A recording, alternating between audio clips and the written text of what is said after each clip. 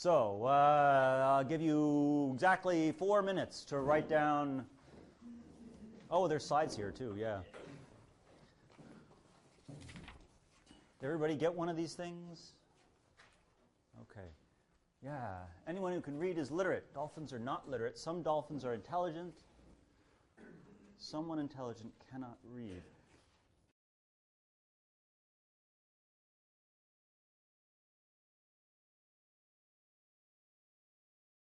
Okay, who's got something? I know he's got something. Who else has something? Tyler, give me a clause. Number one, for all x. Wait a minute, sorry. Where's my... Oh, there it is. Sorry. Just for all x. Can read x. I would just call that literate, maybe. Well, let's zoom in very closely. Yeah, literate's separate. Can read? well, What? Sorry. It's a separate. Can read implies that Yeah. is what the statement is going to be. Oh, okay. I've already forgotten the question. It's crazy me. Anyone who can read is literate. Oh, I see. Okay, great. Brilliant. Okay, so where were we again? Can read? Yeah. Read, okay. Implies Literate, literate. okay. Brilliant. Dylan. Is dolphin, or for all x, dolphin x implies not literate x? Okay. Evan. There exists x, is dolphin x, and intelligent x. Okay.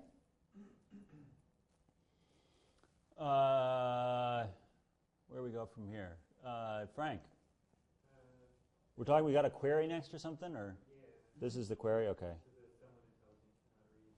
There exists x. That's it. Not read x. And is x. And what? Intelligent. Absolutely. Absolutely. Yep. This is why I'm a vegetarian.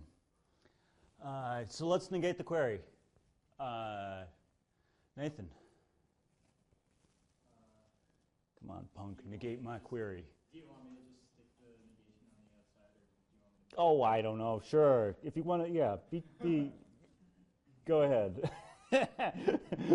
Not there exists. Yes. Good job, Nathan. So I think there exists turns into for all when you push it inside. Yeah. So exactly. So yeah. Take it further. Take it to the next level. For all x, not. For all x, not. And then you need parentheses, not rx and rx. And okay. Okay, Adam. Have I already made a mistake? Not there exists x blah means for all x not blah. Yeah, that sounds good to me. I'm with that. I'm cool with that. Adam, what's the next step here?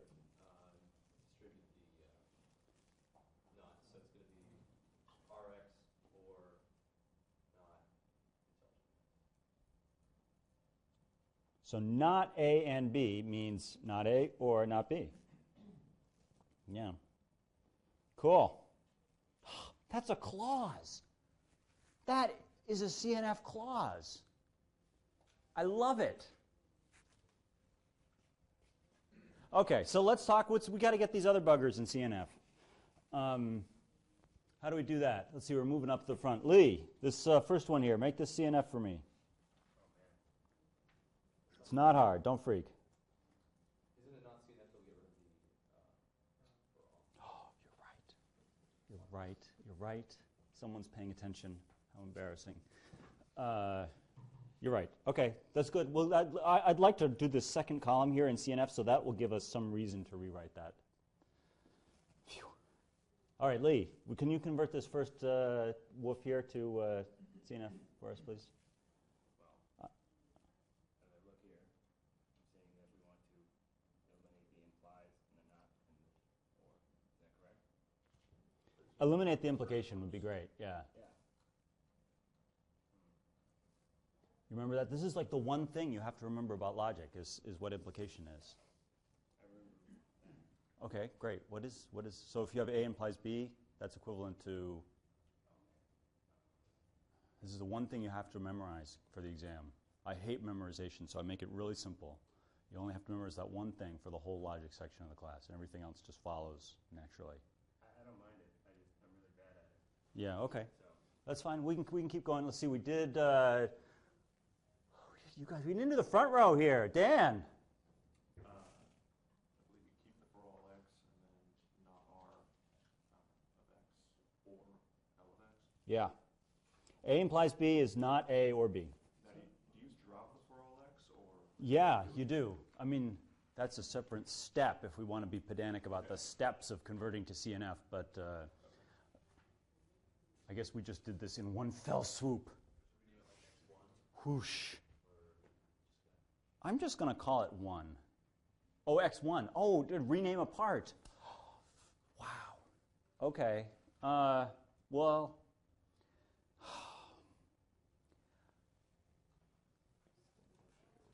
I never standardize the variables apart. I'm not saying that's right. I'm just being honest. You notice I use x everywhere. Everywhere. Now, can that ever trip you up? I don't know. Not if you recognize that they're universal and keep them separated. Well, that's obvious. Clause. If they're in the same clause, then they should. Yeah, there's some cases where a clause, a single wolf will give rise to two clauses. But I think it's always legit to because there'll be a blah, blah, blah, and blah, blah, blah, and the variables will be universally quantified over both. And if you have, for all x, A and B, then that's the same as for all x, A. It's like legit to split that into for all x, A, and for all y, B. You only run into problems if you take something existential and drop the existential before you drop the... Oh, yeah, we're not going to, when we get to that, that's where the excitement is going to come. I'm building up to it. You can feel it coming. Okay, so yeah, I don't rename a part because, yeah, the fewer brain cells I have to fire when I'm writing one of these things, the better. And if I had to keep track of what variable number I was on, and drive me crazy. So, no, of course not. Your code had better keep track of all this, and you do that any way you want. I mean, if you want to use the same variable all the time and then remember that it's actually a different variable, that's fine, but yeah, I standardize apart in my implementation. Yeah. So, are you just dropping the free-floating for all x's, or can you drop all of them if they're nested? So one of the steps of converting to CNF is to push the quantifiers to the outside. So there is a step, which we didn't have to go through here, where you've got all the quantifiers lined up on the outside. And if any of them are existential, we will make them universal through a rubber stamping conformity process called skolemization. At which point now we've got all universals, and now we can just drop them. Because now we know, hey, you see a variable? It's universally quantified. Relax. So you can't actually drop them until after skolemization if they are nested? Yes. Yes. Exactly. Let's quick get to this, because we really got to get to that. Let's get to that. Help us, Ryan. Do this number 2 here. Not d of x or L of x? Beautiful. Ah, what? Ah, you almost made me commit an error. Okay, the moment we've all been waiting for, or at least I've been waiting for. What do we do here? Wow. There exists an x such that d of x and I of x.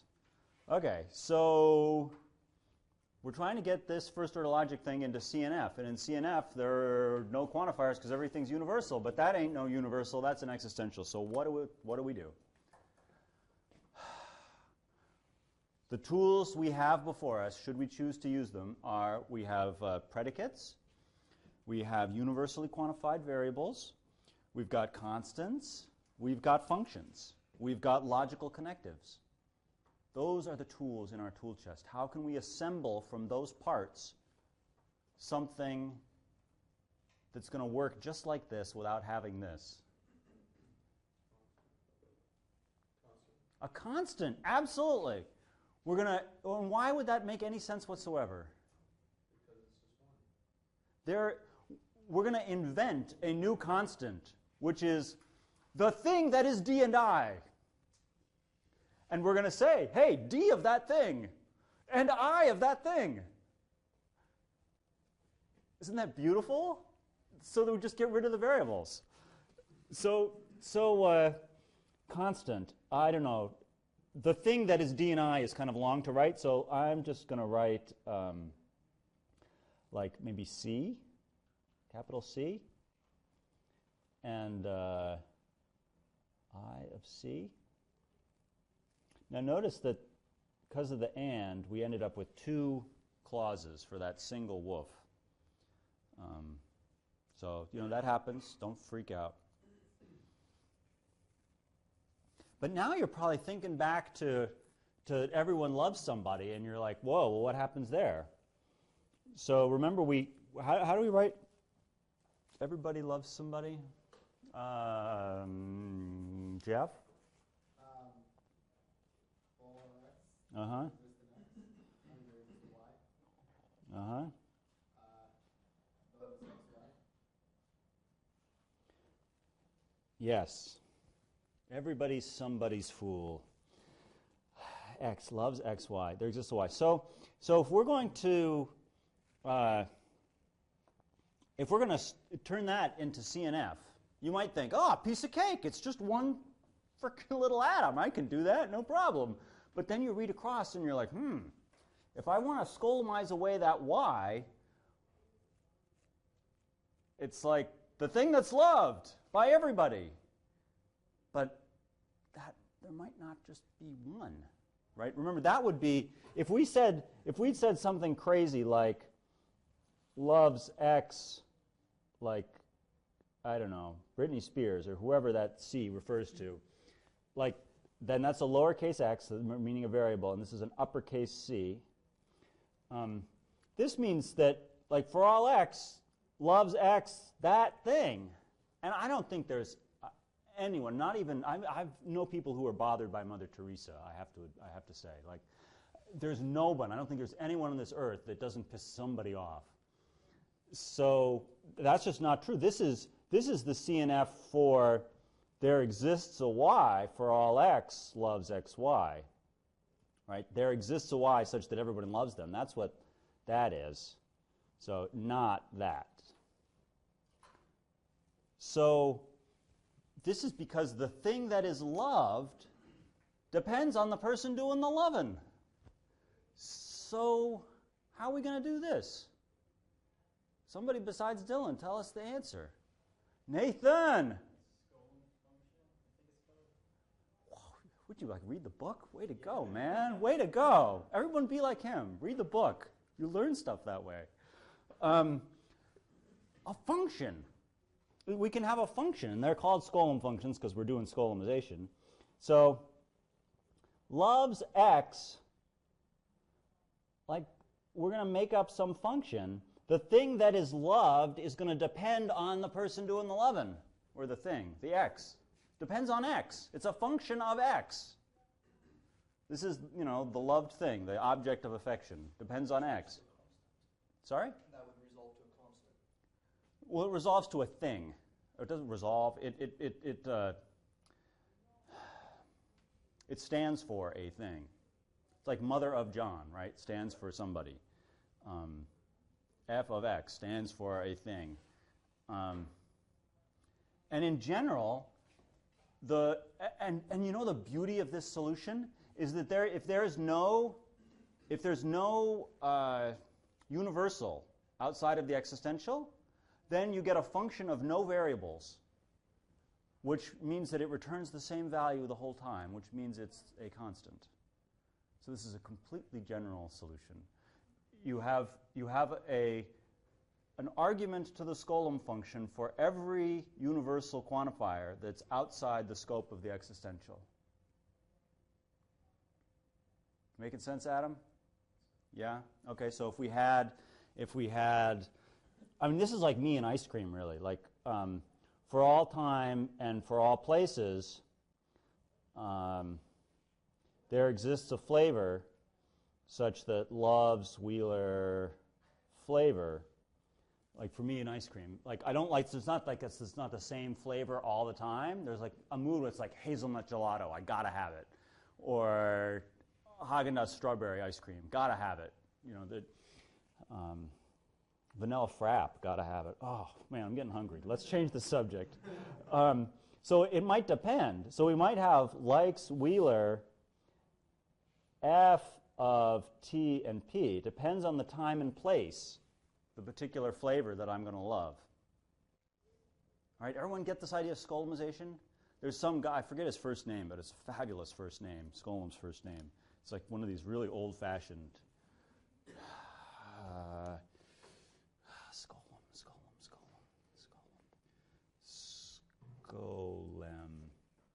Skolem.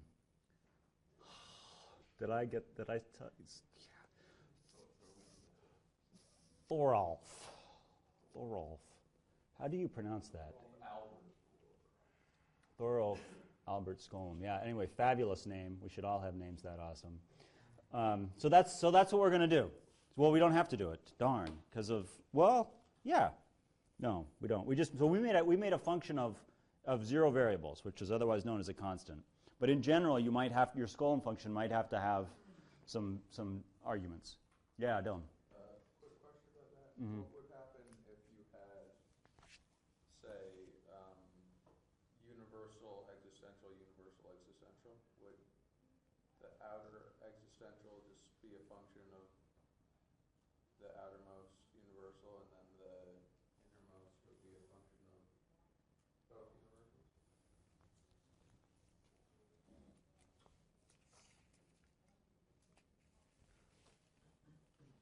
For all x, there exists a y, such that for all z, there exists a q, such that p of x, y, z, q.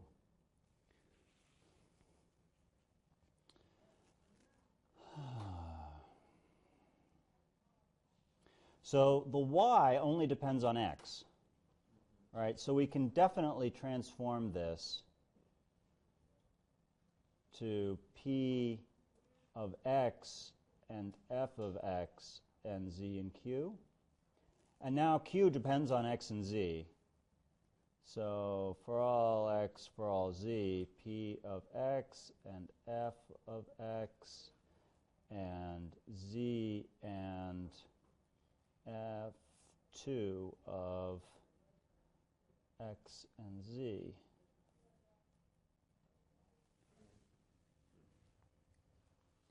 Yeah. So the little woof to CNF thing that I gave you guys, like it makes up function symbols. Like I think it calls them F1, F2, F3, F4, F5, F6, F7, F8. So that's why anything that begins with an F is a function. Okay. Oh, you want that back?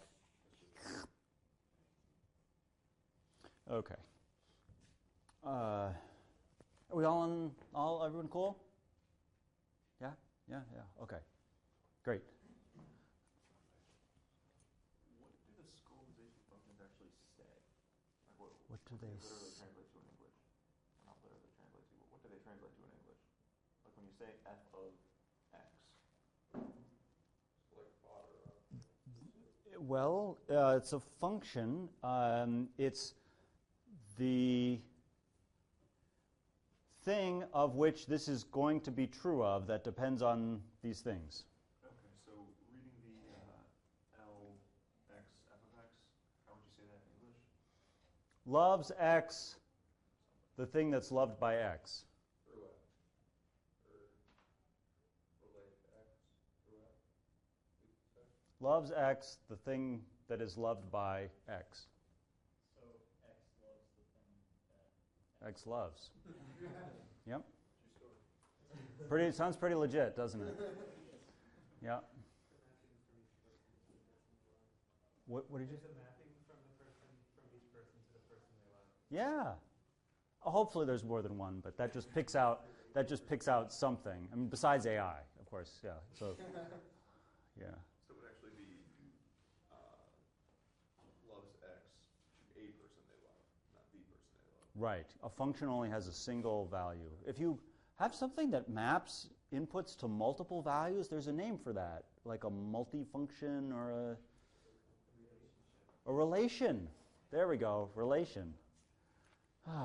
So these are not relations. We don't have those. We only have functions.